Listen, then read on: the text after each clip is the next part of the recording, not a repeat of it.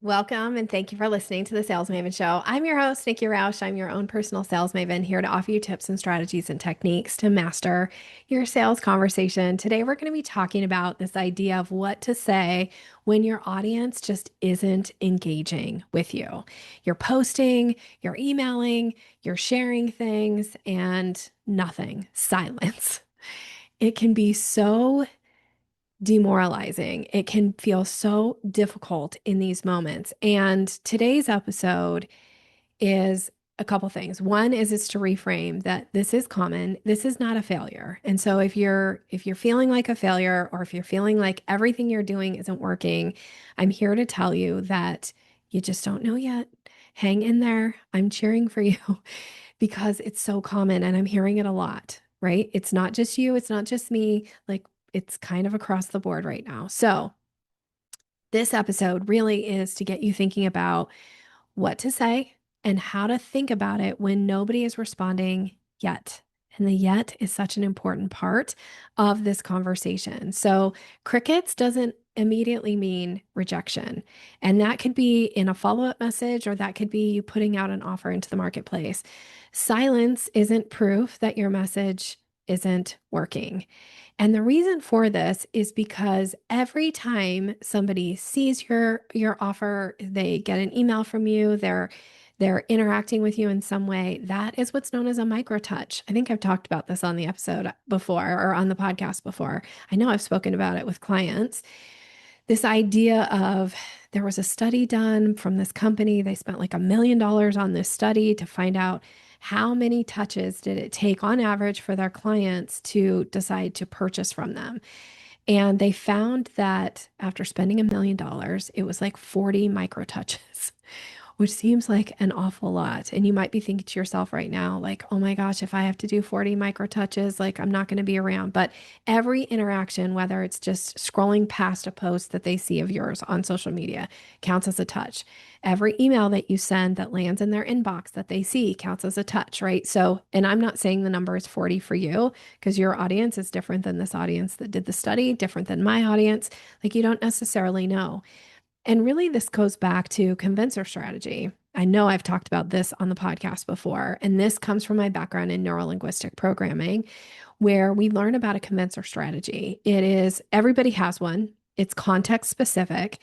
And a convincer strategy is a certain number of times you'll say no to something before you say yes to something.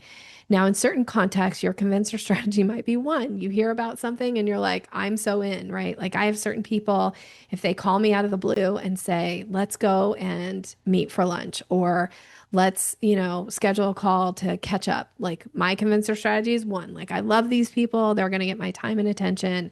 Whereas somebody else might reach out about something and I might think initially, like, I don't think that's for me. But then something changes or something happens or I get some new awareness around it. And then, maybe a few times later, after getting these micro touches, I'm all in and bought. I shared on a podcast earlier today about how I remember seeing this shoe brand on Instagram. And the first time I saw it, I thought, who needs those? And then they kept showing me their ad, right? And at some point I was like, that's interesting.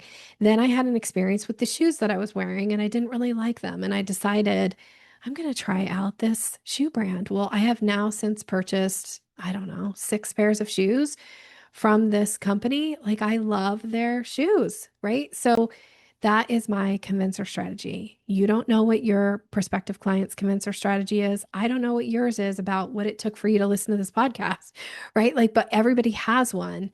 It's not your job in sales to convince people, but it is your job to be present and put things out there to make it easy for people to respond and take action when they're ready. So we don't know what their convincer strategy is, but we're willing to plant seeds because at some point, some of those seeds are going to bubble to the surface and be ready for that next step with you. They're going to turn into buyers.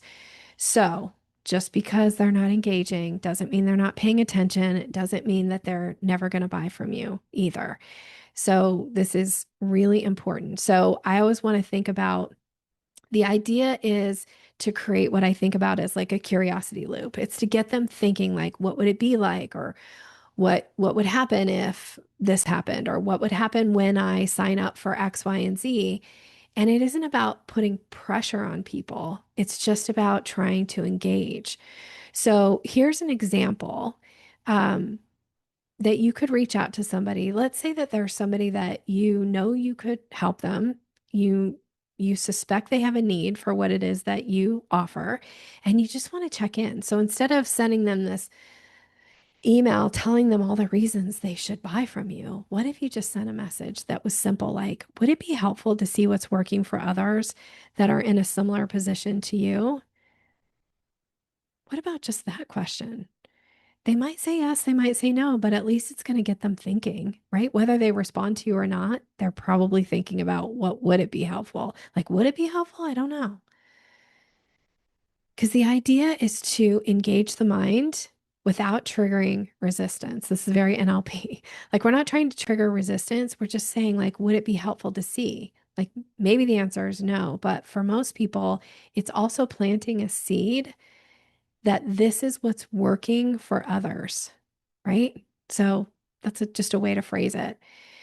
And then, this idea of engaging with people one on one, like it can be easy to want to fall back on just sending out a broad email to your whole email list. But who are those people that you want to engage with one on one? And what if you just sent a connection request without an offer? Like, what if it's just a question like, hey, you crossed my mind today. Are you still focused on X, Y, and Z? Or are you still doing this? Or are you still thinking about that? Like, just to engage and have a conversation and see where that goes. Because sometimes those little low pressure engagements gets people thinking about what would be possible if I were to work with you, or what else are you doing right now? Like, it gives them the opportunity to ask you the question back. And now you can share about the things that you've got going on. So questions are a really important way to engage. And then the next thing I want to talk about is shifting from this idea of broadcasting to, again, connection. Like, broadcasting feels like you're shouting out really to the void, right? Like, is anybody listening? Does this matter? I feel this way on social media for sure. But connection is really about opening a loop, right? Like, so what if you were to reach out individually to people that you're wondering, like, why are they not engaging? And say something like, hey, I thought of you when X, Y, and Z happened. Is that something you're still doing? Or, hey, I thought about you about this, this, and this. Like, is this something that's still important to you? Right? Like, having some kind of I thought of you, and here's a question that follows it. Or what about reaching out and asking people, would you be willing to share your take on X, Y, and Z? Like, most people, if you ask, would you be willing to share your opinion or your advice or some feedback or just your take on something? Most people are going to engage with that. So when you feel like you are putting yourself out there and you're getting crickets back, one of the first things that I advise my clients, and one of the things I rewrite for clients often, is I look at their messages. And when you feel like nobody's listening, oftentimes it's because you're not asking questions. You're not planting seeds, and you're talking at people instead of talking with people. So if you feel like your messages are going out and nobody's engaging with them, I would challenge you to go and look at that message and go, how many questions do you have in that message? Is it something that is creating potential for engagement, for interaction, for connection? Or are you just broadcasting about what you're selling and what you're doing? Because that may just be that little tweak of being intentional and seeing what would happen. Okay, so here's my challenge for you this week, should you decide to accept it. Think about how can you be intentional and reach out and send 3 messages to 3 different people that have some curiosity, that have some questions to them, and see if you can get some kind of engagement, because that might be enough to spur you forward to keep going when you feel like nobody's listening. If you just now, the curiosity message has to have some questions in it, at least one, preferably two or three questions, right? And here's the simple one that people often love to push back on me, but yet when my clients use it, they come back and they're like, I can't believe how easy that is. And it works all the time. So when you start your messages with, like, I hope you're well, no. Instead, I want you to say, how have you been? How has the summer been for you? What's new with you? Start it with a question that's about them and see if right away people respond to that. Clients often say, oh, I hate when I get an email and somebody says, how are you? That's before they start writing it themselves. And then they realize like not everybody hates it. And a lot of people actually respond and they'll answer the question versus like, I hope you're well versus how are you? Gets a response. So start with a question. Okay.